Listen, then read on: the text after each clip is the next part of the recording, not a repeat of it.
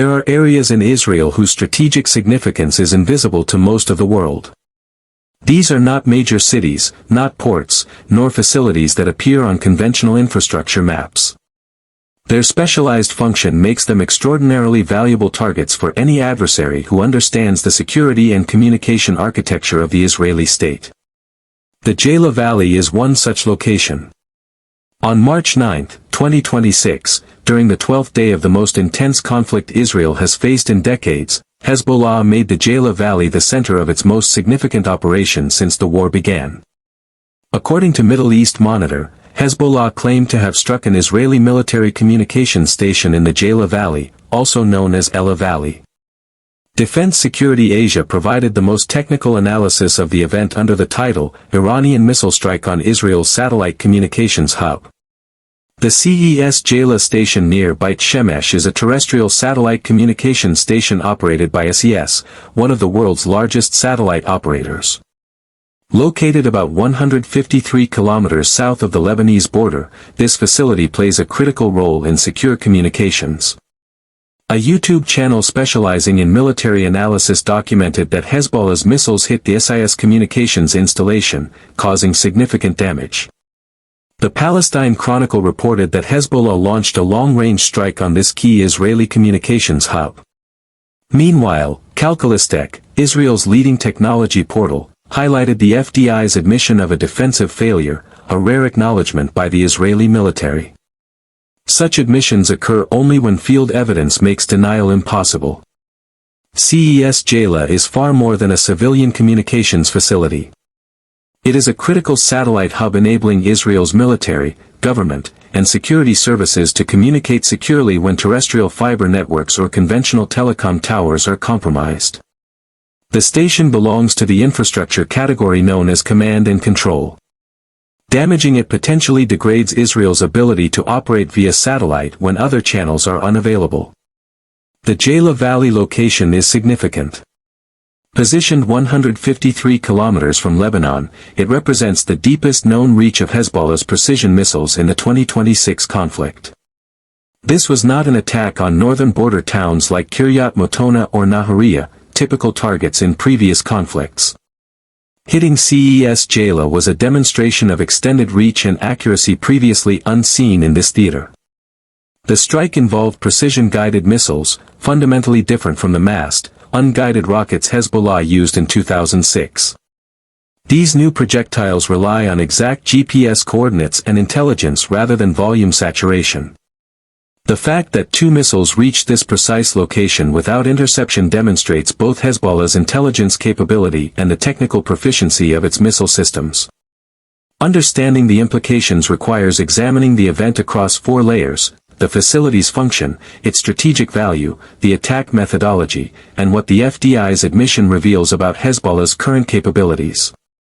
The attack also illustrates the opening of a second front by Hezbollah from Lebanon, simultaneously with Iranian operations. The Jala Valley carries symbolic weight as well. Biblically, it is the site where David defeated Goliath. By targeting this location, Hezbollah not only struck a critical communications hub but also made a statement inverting Israel's historical narrative of a small force. The Jala Valley strike also highlights the broader strategic posture of Hezbollah in 2026. Following the losses sustained in 2024, the organization adopted a doctrine focused on precision and psychological impact rather than sheer volume. This represents a deliberate recalibration of threat strategy.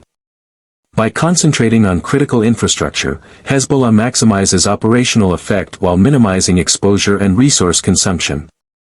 Precision strikes on command and control centers like CES Jala allow the group to achieve significant disruption with fewer assets, demonstrating an evolution from a massed rocket model to a targeted approach in modern asymmetrical warfare. Israel now faces a multidimensional challenge.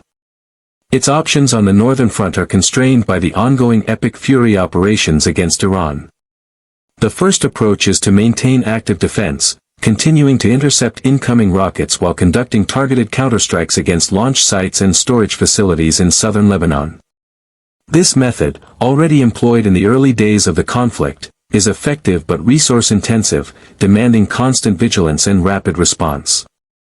A second approach would involve a limited ground operation in southern Lebanon, similar to the 2006 incursion, aiming to push Hezbollah's launch positions farther north.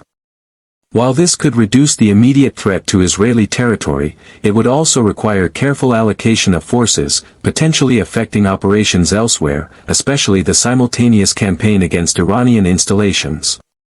The third option is a more extensive operation targeting Hezbollah's military infrastructure to significantly degrade its capacity. Such a campaign carries higher political, operational, and human costs, and its effectiveness is constrained by Israel's need to balance simultaneous commitments across multiple fronts. The pressure generated by opening multiple fronts is exactly the scenario Hezbollah and its allies designed. By stretching Israel's defenses thin, they force the military to make difficult decisions regarding resource allocation, exposing vulnerabilities even in highly sophisticated systems. The defensive failure at Jala Valley, documented and admitted by the FDI, illustrates the tangible outcome of this doctrine. It is not evidence of systemic collapse but of operational strain in the face of concurrent, technically sophisticated threats. From a tactical perspective, the precision of the Jala Valley attack signals a shift in regional conflict dynamics. Unlike the unguided rockets of the past, the missiles that struck CES Jala relied on accurate intelligence and advanced guidance systems, highlighting the evolving capabilities of Hezbollah's arsenal. This capability enables Hezbollah to threaten high-value strategic targets deep inside Israel, changing both the defensive calculus and the perception of risk for military planners and civilians alike. There are areas in Israel whose strategic significance is invisible to most of the world. These are not major cities, not ports, nor facilities that appear on conventional infrastructure maps. Their specialized function makes them extraordinarily valuable targets for any adversary who understands the security and communication architecture of the Israeli state. The Jala Valley is one such location. On March 9, 2026, during the 12th day of the most intense conflict Israel has faced in decades, Hezbollah made the Jala Valley the center of its most significant operation since the war began. According to Middle East Monitor, Hezbollah claimed to have struck an Israeli military communications station in the Jala Valley, also known as Ela Valley. Defense Security Asia provided the most technical analysis of the event under the title, Iranian Missile Strike on Israel's Satellite Communications Hub.